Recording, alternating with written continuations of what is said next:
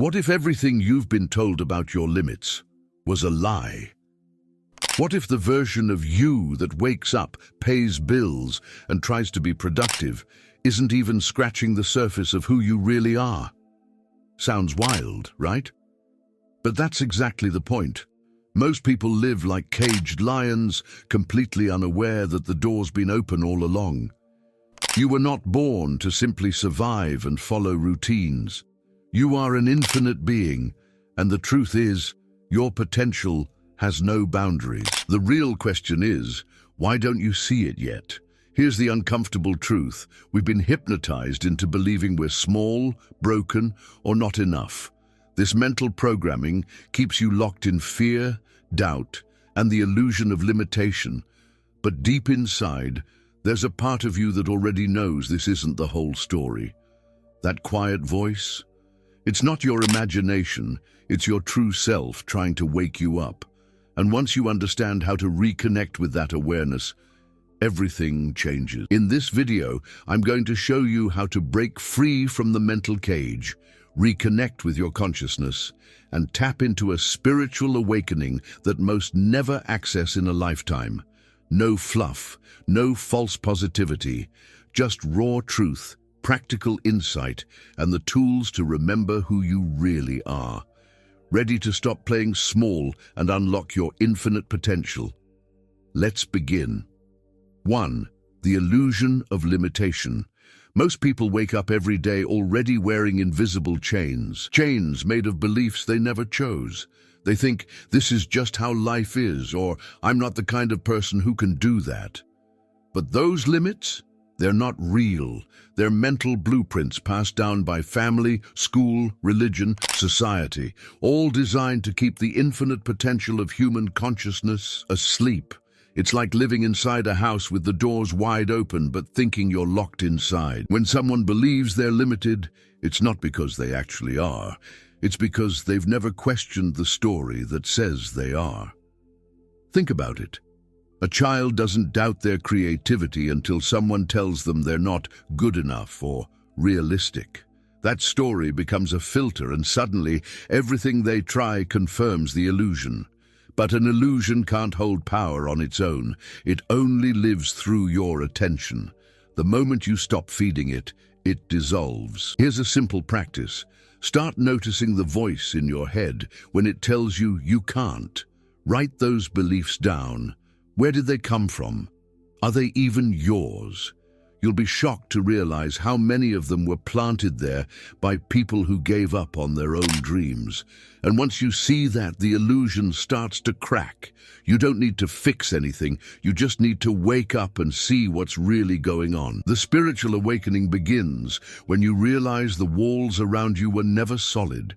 They were painted by fear, cemented by repetition, and decorated by doubt. But they're still just walls of thought. And what's beyond those thoughts is something most people never dare to explore. The truth that you're not only capable of more, you are more. And that brings us to something even deeper than beliefs, your identity. 2. You are not your thoughts or your past. The biggest trap of the mind is convincing you that you are the thinker, that every thought that appears in your head is a part of who you are. But thoughts are just like clouds passing through the sky. They come and go, shifting constantly, influenced by memory, emotion, and environment. If you were truly your thoughts, you wouldn't be able to observe them. But you do observe them. There's a quiet awareness behind them. And that awareness? That's you. Most people define themselves by what they've done or what's been done to them. I'm a failure because I messed up. I'm broken because they hurt me. These aren't truths, they're stories, recycled memories tied to emotion. But if you take a deep breath and just watch those stories arise without identifying with them, something strange happens. You create distance, and in that space, you remember your infinite potential isn't bound to the past. You're not your history, you're the consciousness watching it unfold. Try this. Every time an old thought comes up, maybe a regret or a shameful memory, say this to yourself, that's just a thought, not a fact. Then ask, Who's noticing this thought? That simple question cuts through the noise. It recenters you in the present. You're not a prisoner of your past. You're the eternal witness, capable of creating something brand new right now. The mind might resist, but the truth always stays quiet and still, waiting to be heard. And here's what most people miss. Thoughts don't have to disappear for you to be free. You just have to stop believing they define you. The moment you stop identifying with your thoughts, a new space opens up, a space where your spiritual awakening begins to take root. In that space, something powerful starts to happen. It's no longer about fixing yourself, it's about remembering yourself. And that remembrance, it only happens where time doesn't exist. 3. Infinite power lives in the present moment. Most people live in a constant state of almost healed, almost happy, almost ready. But here's the problem. They're always waiting for the perfect condition, the future version of themselves, or some external sign to finally feel alive. They never realize that their infinite potential is buried under that waiting. Power doesn't live in the past, and it sure as hell doesn't wait in the future. It's right here, right now, in this exact breath you're taking. It sounds cliché until you actually practice it. Sit in silence, feel your body, notice your breath. In that space, you're not a name, not a job, not a role. You're awareness itself. Calm, stable, untouched. That's where your real identity lives, and from that space, anything is possible. Manifestation, healing, insight, they're not goals you chase, they're byproducts of presence. This moment holds the access key to all your creative force, but you won't find it if you keep running from it. A good example is when people say they're working on themselves. That's great, but where are they working from? If you're doing inner work while being stuck in thoughts of guilt or anxiety about the future, it's like trying to plant seeds in concrete. You've got to bring yourself back to the moment before you do anything. Try this. Next time you're overwhelmed, stop, take 5 deep breaths, and ask, what's actually wrong right now? Most of the time, the answer is nothing. The problem was just a thought. And it's in these micro moments where you choose presence over panic that you start waking up. You begin to notice how the illusion of limitation only survives when you leave the now. In the present, there's no identity to defend, no past to regret, and no future to fear. Just awareness. And inside that awareness is a quiet power that's always been yours. The trick is, your mind hates silence. It can't control you when you're fully here, so it tries to distract you, to pull you away. And guess what it uses? 4. The mind creates the cage. You think you're in. The mind is a master illusionist. It knows all your weak spots, your fears, your doubts, your regrets, and it uses them to build walls that feel real. But those walls aren't made of stone. They're made of thoughts. That inner voice that says, you're too old, or you're not smart enough, or it's too late. That's the mind playing tricks. It convinces you you're stuck, when, in reality, the door has always been open. You just haven't looked up. Let's get practical. Next time your mind tells you you can't, challenge it like you would a bad salesman. Ask, says who, or where's the proof? You'll notice something. Most of the mind's arguments fall apart under scrutiny. It throws out generalizations, not facts. And if you keep listening to it, it will talk you out of your own spiritual awakening. The mind isn't evil. It's just scared. Scared of losing control. Scared of your infinite potential being realized. Think of the mind like a guard dog. It barks at anything unfamiliar, even if it's good for you. That new idea, that new relationship, that dream you've had for years. It barks at all of them. But you're not the dog. You're the one who decides whether or not to follow the barking.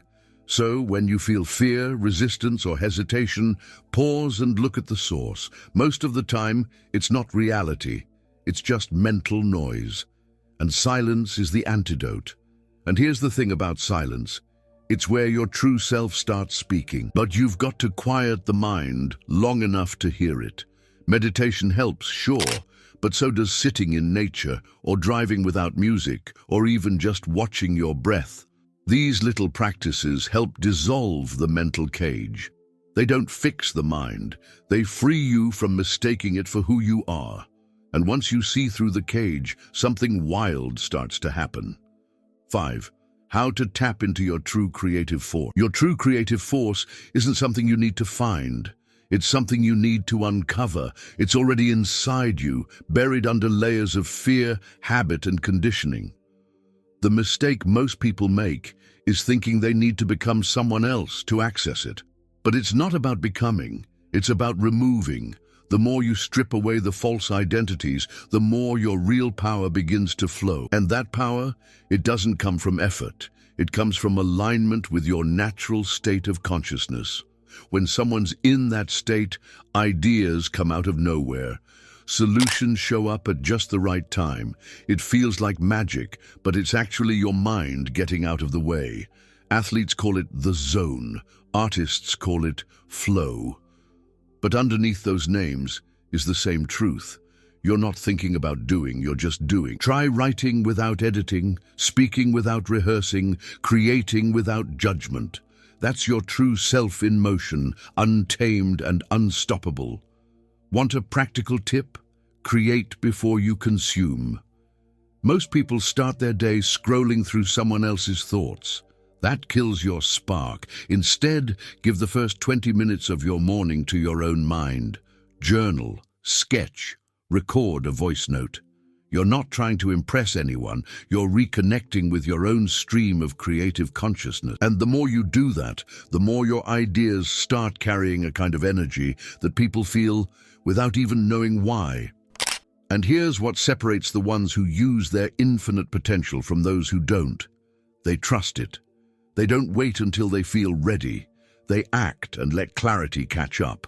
They understand that waiting for perfection is just fear dressed up as logic. When you stop seeking permission and start trusting what flows through you, you become something rare, something most people have forgotten how to be. You become real. 6. Why most people never access their real identity. Most people live their entire lives performing a role they didn't choose. They follow routines, pursue goals, and chase success based on a script written by others. They confuse who they are with what they do. But your job, your title, your social status, none of that is your real identity. These are just labels placed on top of you. And the longer you carry them, the heavier they become. The truth is, your real self has been whispering the whole time, but the noise of the world drowns it out. Here's the trap. People think identity is something you build. So they add more skills, more achievements, more knowledge, thinking they'll eventually become complete. But your real self doesn't need building. It needs revealing. That happens not through accumulation, but through letting go. Letting go of the need to prove, to compare, to impress. Your real identity is the awareness behind the mask. It doesn't need validation. It's already whole, already wise, already free. Ask yourself, when you're completely alone, not performing, not being watched, who are you then? That's a powerful doorway into spiritual awakening. Meditation, solitude, and deep self-inquiry are tools that help you listen. Books like The Untethered Soul or Be Here Now guide you back to this essence. But don't just read, reflect. Journal what you find when the noise stops. Most people avoid silence because it shows them who they've really been this whole time. And once you start recognizing that truth, the game changes. You stop needing to become someone and start expressing who you've always been. That's where infinite potential unlocks. That's where peace replaces striving. And it's in that clarity that a new way of living starts to emerge, not based on effort, but on alignment. And when you live from alignment, something even deeper begins to take shape right in front of you. 7. Living from the awareness of your eternal nature. Living from the awareness of your eternal nature means stepping out of survival mode and into a higher truth. You're not just a person going through life, you're life itself experiencing through a person. When you stop seeing yourself as temporary, your problems stop feeling like life sentences. Stress loses its grip. Fear fades into the background. You begin making choices not out of fear of loss, but from a place of knowing that your consciousness is infinite. That shift changes everything. Here's what that looks like practically. You no longer chase meaning. You bring it. You stop trying to control the future and instead show up fully in the present, knowing that your presence is your power. You speak with more intention, you listen more deeply, and you start to move through life with a calm confidence that others can feel. People may not know what changed, but they'll sense something unshakable in you.